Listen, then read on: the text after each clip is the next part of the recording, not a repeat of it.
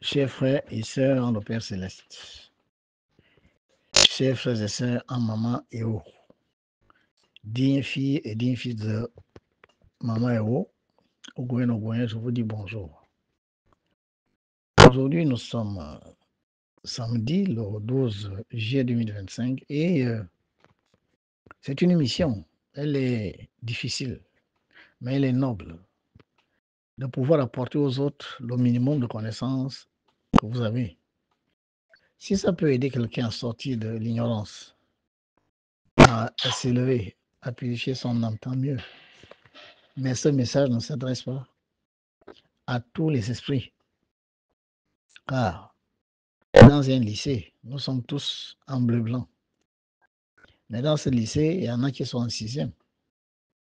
D'autres sont en 3e, d'autres sont en terminale. Les enseignements ne sont pas les mêmes. Le niveau de compréhension des différentes disciplines enseignées dans ce lycée n'est pas le même.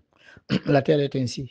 Ça ne sert à rien de penser que nous pouvons tous comprendre au même niveau et de la même manière certaines révélations, certains enseignements des maîtres.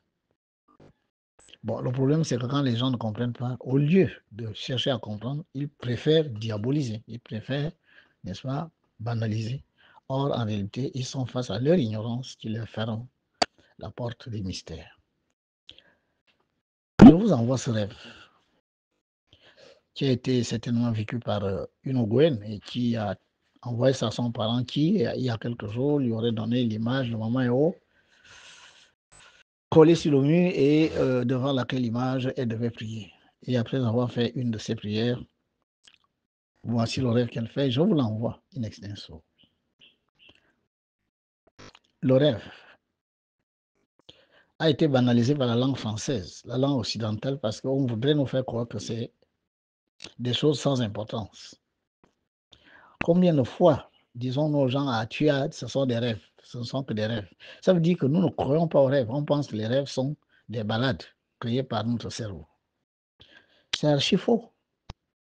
Le rêve, ce que vous appelez le rêve, est un voyage dans les plans spirituels de notre terre. Il y en a 4. Certains rêves, vous les faites dans la sphère éthérique de la Terre. D'autres, vous êtes dans la sphère astrale.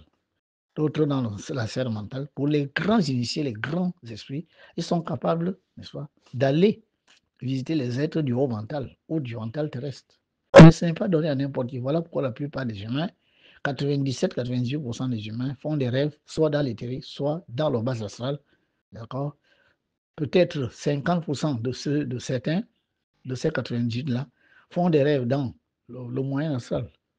Rarement sont ceux qui se projettent dans le haut astral. Encore rares ceux qui se projettent dans le mental terrestre ou sous des intelligences de très grande évolution. Et ils sont rarissimes, les gens qui sont capables d'aller dans la sphère spirituelle de la terre, le haut mental. Qu'à cela ne tienne. Le rêve a des symboles. À Elémia, dans l'école, et Seigneur Sogoyi s'enseigne le langage imagé, qui va vous permettre, maintenant, il se trouve que les gens sont pressés. Quelqu'un, un coup, deux coups, trois coups, il veut tout comprendre, il dit c'est trop compliqué. Avec ça, est-ce qu'on peut donner beaucoup plus d'explications? Non. Il faut laisser le temps au temps. Laissez d'abord les cours venir. Certains cours se compléteront devant et vous comprendrez mieux que ce que vous ne voulez pas comprendre ou vous ne pouvez pas comprendre maintenant. Donc, il s'est dit qu'à Elémia, on enseigne le langage imagé. Ce langage va vous permettre de comprendre comment est-ce que les êtres spirituels nous parlent.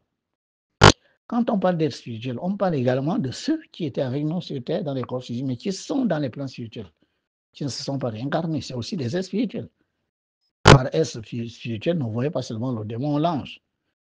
Non, il faut aussi voir vos parents qui étaient là, vos amis, connaissances, qui vous ont laissé dans le monde physique et sont déjà dans les plans spirituels de la Terre. Ça aussi, ce sont des êtres spirituels. Mais dans ces mondes spirituels, on parle avec des codes, on parle avec les images. Quand vous voyez les hiéroglyphes égyptiens, ce sont des petites images qui traduisent, n'est-ce pas, une phrase, une pensée, etc. etc. C'est ce langage-là. Pour ce qui est des êtres spirituels très élevés, ils parlent en langage numérologique et je vous ai fait la démonstration dans ma dernière conférence. Maman Eo parle à ce langage-là. Et il n'y a qu'un numérologue de très haut niveau qui est capable de comprendre ce qu'elle veut dire, ce qu'elle veut expliquer, ce qu'elle veut enseigner. Voilà. Bon, maintenant que j'ai dit ça, le rêve commence par une femme qui marche sur une voie, d'accord, et se heurte à une autre femme qui lui dit: tu ne peux pas passer ici parce que tu n'es pas encore prête. Elle n'était pas seule, elle était avec d'autres. La voie en question, c'est la tentative de rechercher la communion avec Maman Eo, puisque son parent lui a donné l'image de Maman Eo. Elle prie devant cette image, avec certainement l'intention de communier avec elle. Mais Maman Eo lui fait croire lui fait comprendre, j'ai envie de dire, il y a encore des cordes à tes pieds. Enlève les cordes attachées à tes reins, à tes pieds, si tu veux communier avec moi. C'est quoi les cordes qui vous attachent, qui vous enlacent? Elle et beaucoup d'autres âmes du pays que nous appelons le Gabon, mais qui s'appelle le Goué, dans le monde des esprits. Les cordes qui attachent les Gabonais, qui sont donc incapables de communier avec Maman Eo, sont nos défauts, nos comportements, notre manière de concevoir ce qu'on appelle la divinité, nos sentiments, nos désirs. C'est ça les cordes qui nous attachent. L'amour obsessionnel que nous avons envers les biens matériels, l'argent, le pouvoir, l'envie de dominer les autres, ne pas vouloir recevoir des leçons, mais vouloir toujours donner des leçons à d'autres. La condescendance, l'orgueil, la boulimie. Voilà les cordes qui sont attachées aux pieds des Ogoïens, des Gabonais. Et ils veulent quand même communier avec une divinité en ne faisant pas l'effort de se débarrasser de ces poids, de ces attaches, de ces liens. Les liens dont elles rêvent là, c'est ça que je vous explique. Elle se débat. Oui, chacun de nous veut faire des efforts pour chasser les défauts de sa mentalité. Mais est-ce qu'on y arrive? Elle se débat avec quoi? On se débat avec l'inscription dans une école de mystère. Recevoir des enseignements qui, au fur et à mesure que vous avancez dans ces enseignements, vous recevez des initiations. Initiation veut dire initiare, qui veut dire ouvrir une porte. On vous ouvre des portes de plus en plus vers la connexion avec la divinité qui a institué sa voie. Chaque divinité institue une voie. Le bouddhisme est une voie, le bouddhisme est une voie, l'hindouisme est une voie, le christianisme est une voie, l'islam est une voie, etc. Mais toutes ces voies devraient mener à l'union avec la conscience cosmique qui a créé notre système solaire. Quelle que soit la manière dont vous procédez, normalement, si l'objectif n'est pas de s'unir à la divinité qui vous a créé, c'est que vous n'êtes pas dans une véritable voie. Si dans cette voie, les gens trouvent le moyen de se faire de l'argent, de dominer les autres, de faire le chantage à d'autres, d'avoir le pouvoir ad vitam aeternam, personne ne doit diriger, etc. Si dans cette voie, les gens trouvent le moyen de régler les comptes à d'autres, de se venger d'autres, etc., ben, ces voies deviennent alors ce qu'on appelle les voies obscures. Donc, l'âme de cette dame et les autres âmes des Ogoyens et Ogoyens qu'elle voyait, les fameuses filles qui l'accompagnent, sont enlacées dans l'incroyance à Maman Eo, dans le refus systématique de se connecter aux réalités culturelles, traditionnelles de notre terre. Les liens là, c'est la boulimie. Vouloir tout et tout et tout, tout pour moi, rien pour les autres. L'égoïsme, chacun s'occupe que de ses problèmes, l'individualisme. Dès qu'on est satisfait, on applaudit. Même si les autres pleurent, sont dans la boue, ce n'est pas votre problème. Quand les anciens font la grève, les médecins et les autres sont en joie. Ils reçoivent les gens tranquillement dans leur bureau. Ils n'ont rien à faire de la grève des enseignants. Et quand les aveugles et les autres font la grève, ben les chômeurs n'ont rien à faire. Et quand les chômeurs sont en grève, ben les magistrats n'ont rien à faire. Et ils s'occupent de leurs problèmes. Vous voyez bien qu'on n'est pas compatissant. Et c'est ça l'individualisme. Chacun s'occupe de son petit coin, chacun s'occupe de sa petite chapelle. Et de là, nous avons alors des liens. Avec ça, on ne peut pas communier avec une divinité. La divinité exige la compassion, l'amour véritable de l'autre, la générosité, la bonté de cœur, la disponibilité, l'humilité, la vérité. Voilà. Est-ce que nous avons ces dispositions? Ce sont les liens qui sont là. C'est-à-dire, nous, on n'a pas toutes ces qualités, mais malheureusement, on veut quand même communier avec une divinité qui vous dit, débarrassez-vous d'abord des liens. Et comme, malgré ces débats-là, elle se débattait, elle n'a pas pu se défaire de ses liens, elle et les autres, c'est-à-dire l'ensemble des Ogooués et Ogooués, parce que la femme, dans le langage imagé, signifie l'âme. Elle s'est retrouvée à nouveau devant Maman Eo et ses gardiens. Et Maman Eo s'est fâchée en disant, mais je vous avais dit de ne pas venir ici. Bon, débarrassez-vous de ces liens. Que je sache, débarrassez-vous de ces liens. Elle se débat, ça veut dire, elle a envie de se connecter, n'est-ce pas, à Maman Eo. Cette fois-ci, Maman lui dit, la voix, c'est l'égoïsme. Puisqu'elle a vu l'eau, le goué. Le fameux serpent est retourné dans l'eau. Le serpent, c'est quoi? C'est la connaissance. Un serpent noir manque de connaissance. Connaissance ténébreuse, connaissance erronée. Une connaissance tournée vers le mal. Voilà. Mais le serpent symbolise justement la connaissance. Et cette connaissance est représentée par les pieds en cavale. Je parle devant le contrôle de tous les autres grands initiés en cavale. Ils savent que les pieds représentent la compréhension. Ça veut dire, vous ne comprenez pas les lois divines, vous ne les appliquez pas, vous manquez de compréhension des lois divines et ça vous retarde, ça vous retient dans l'ignorance, ça vous retient dans la matérialité, au lieu de vous tourner vers la spiritualité, ça vous retient, n'est-ce pas, dans le matérialisme. C'est-à-dire, ne vivre que pour son corps physique, tandis que l'âme et l'esprit sont affamés, assoiffés, mal entretenus, souillés. Et quand elle a faim, elle s'est débarrassée. Après le cri de Maman Eo, le cri signifie quoi? Les injonctions qu'elle est en train de vous faire en ce moment, que si vous continuez comme ça, je prends mes élémentaux et je fais changer ce peuple. D'autres personnes viendront là où vous êtes. C'est ce qu'elle dit. Mais ça s'est passé. L'histoire nous rappelle des peuples qui ont dû quitter certains endroits et que d'autres peuples sont venus occuper. Vous pouvez suivre mon regard.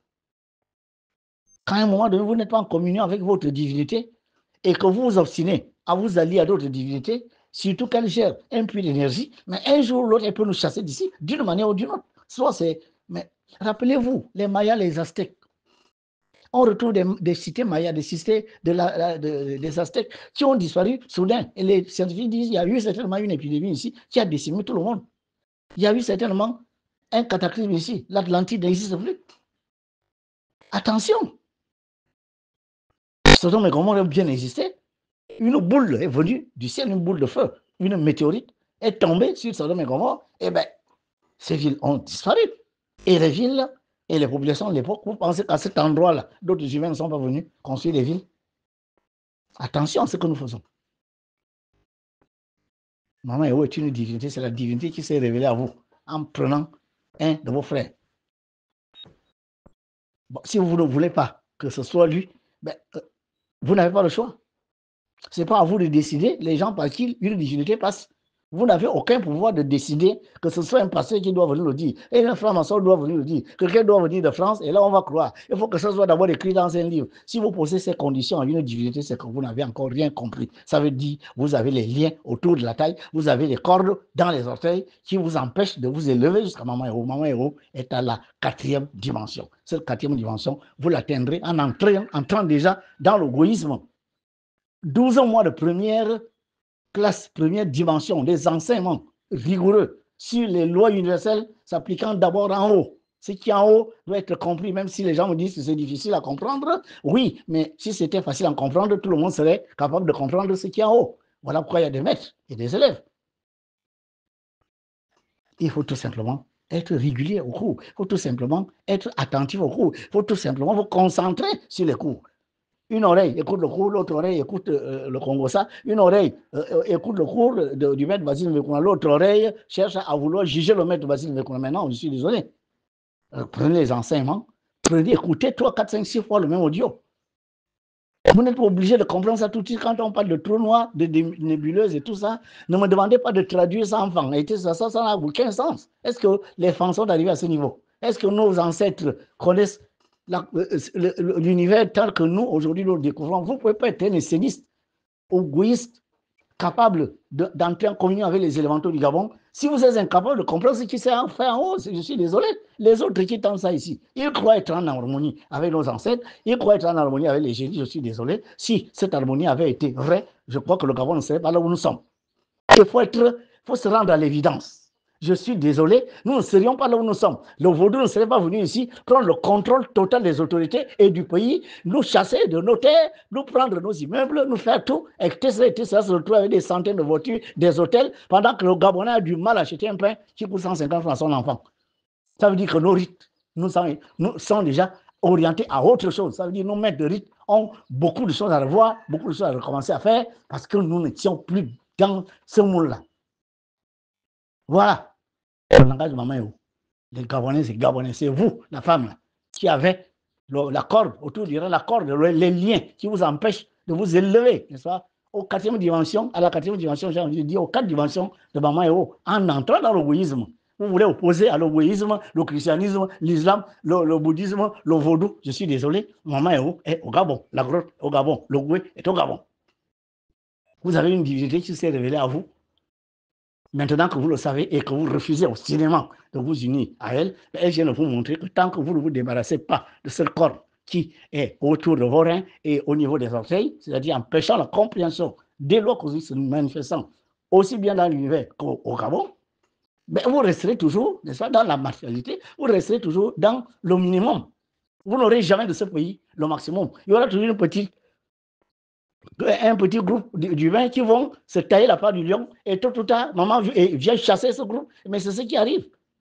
Même si les gens pensent qu'ils peuvent contourner la vérité de Dieu, on change de ci, on change de peau, on change de ci, on change de ça, mais vous finirez par partir parce que aussi longtemps que vous ne serez pas en harmonie avec les lois de cette terre, que vous n'avez pas créé, que vous avez trouvé, que vous devez laisser, puisque vous devez laisser cette terre à des descendants. Il ne faut pas nous laisser une terre souillée, il ne faut pas laisser une terre, n'est-ce pas, en proie aux énergies démoniaques. Tout ce que vous pratiquez dans ce pays-là, l'homosexualité, le vol des deniers publics, la méchanceté, la cruauté, l'insoumission des femmes à leur mari, l'indocilité, etc., tout ça là, la pédophilie, le viol, les crimes rituels, tout ça, vous faites ça ici, sur la terre de maman, et un jour ou l'autre, elle va nous balayer d'un revers de main, parce que nous ne sommes pas une exception. Si ça s'est déjà vu ailleurs, ça peut se passer ici. Les prophètes sont faits pour être entendus et compris. Maintenant, personne n'a l'obligation d'écouter un prophète. Vous faites ce que vous voulez, mais Maman est clair. Vous continuez comme ça, nous allons perdre cette nation. D'autres viendront ici. Prenez ma communication de ce matin, notez la date. Dans 1 an, 2 ans, 3 ans, 4 ans, il peut arriver des choses ici, des pépins, qui font que nous, les Gabonais, serons obligés de fuir de cet endroit, et d'autres viendront avec des esprits bien plus prêts à recevoir les énergies qui viennent de ce champ de force. Ce n'est pas nous qui l'avons créé. Ce n'est pas une création des Gabonais. Nous l'avons trouvé et nous tentons de le souhaiter tous les jours, en s'alliant à d'autres obédients, en vivant dans une incrédulité qui ne dit pas son nom. Quand on parle des ancêtres, quand on parle, n'est-ce pas, de la divinité de cette nation, les gens sont souvent incrédules, mais ils se jettent corps, âme, esprit dans les églises, les mosquées, sans trop savoir ce qu'ils vont chercher là-bas. Quand on leur dit que les autres, c'est leur divinité, pourquoi la Kaaba n'est pas au Gabon? Cette pierre que vous avez sucée là, pourquoi elle n'est pas au Gabon? Et quand on dit Allahu Akbar, demandez aux gens de traduire ça pour nous, en Djebi. Pourquoi c'est le langage de Maman que vous voulez traduire pour nous? Pourquoi c'est la cabale que vous voulez traduire pour nous? Pourquoi? La connaissance n'a pas de langue. C'est tout ça là qui sont les liens que cette femme a vus autour de sa taille et à son orteil. Nous sommes imbus de notre personnalité, nous sommes orgueilleux. Nous, les Ogoyens, les Gabonais, on est orgueilleux dans l'ignorance. Je peux vous dire que ça peut nous coûter cher. Celui qui parle là n'a rien à gagner, ni à perdre. Vouloir réussir la communion des autorités avec ce pays, je n'ai rien à gagner là-dedans. Je vous ai toujours dit, je ne suis pas un crève la faim. Ceux qui me connaissent savent que je vis très bien. Je n'ai aucun problème d'argent, moi. Je n'en ai pas. Quand j'en ai, Dieu l'Éternel trouve des solutions. Je ne cherche pas les nominations politiques, je n'en ai pas besoin. Si on le fait, je prends. Si on ne le fait pas, ça ne me dérange pas. La communion des autorités avec la nation est un impératif parce que nous avons 2 millions d'âmes à défendre. Parce que dans 2 millions, si 100 000 sont toujours en joie, et que 900 000 sont toujours, ou 1 900 000 sont toujours dans le malheur, la souffrance, les gémissements, mais la divinité qui gère cet endroit va forcément prendre la part de la majorité. Si la majorité existe en politique, mais elle existe aussi en spiritualité, pourquoi vous ne pensez pas un seul instant qu'à tout instant, la divinité qui gouverne cet endroit-là va prendre la part de la majorité? Si la majorité n'est pas satisfaite, si la majorité ne trouve pas son compte, une minorité a beau être contente, toujours dans la joie et le bonheur, toujours en train de crier la joie et le bonheur, mais si la majorité souffre, si une terre qui vous appartient tous, je vous jure, vous montez, vous descendez, on finira par perdre cette nation. Parce que quand la divinité va dire vous partez, et que les gens disent nous ne partons pas, et qu'on fait plutôt un conflit, parce qu'on dit je ne pars pas, je ne pars pas, je ne pars pas d'ici, moi je suis ici, je ne pars pas, quitte à tuer tout le monde, quitte à avaler tout le monde, quitte à écraser tout le monde, ou bien la majorité va dire bon, si c'est comme ça, nous on préfère quitter et vous laisser avec votre pays. Tout peut arriver. Voilà pourquoi une chose est impérative, l'union du peuple avec sa divinité, l'union des autorités avec leur divinité. La divinité du Gabon, c'est Maman Eo. Démontrez-moi le contraire. Amenez-moi une autre divinité. Les fameux génies là, oh génie de l'Ogooué, l'autre génie du lac bleu, l'autre génie de l'estuaire, l'autre génie. Vous ne voyez pas que vous avez affaire à des entités qui dépendent d'une seule. Cette seule-là, c'est Maman Eo. On vous le dira combien de fois. Et quand vous voulez traiter avec les petits esprits, vous allez traiter avec la sirène qui est dans le lac bleu, l'autre va faire les fétiches avec l'entité qui est dans le Livino, l'autre va se courber devant l'entité qui se trouve dans la Lolo. Et maman, et alors, vous la négligez, n'est-ce pas? Mais négligez-la. Si vous êtes langounier, c'est normal que vous alliez chez la sirène qui est dans le lac bleu. Mais si vous gérez les affaires de la nation, je pose la question, si vous gérez les affaires de la nation, vous devrez vous adresser à qui?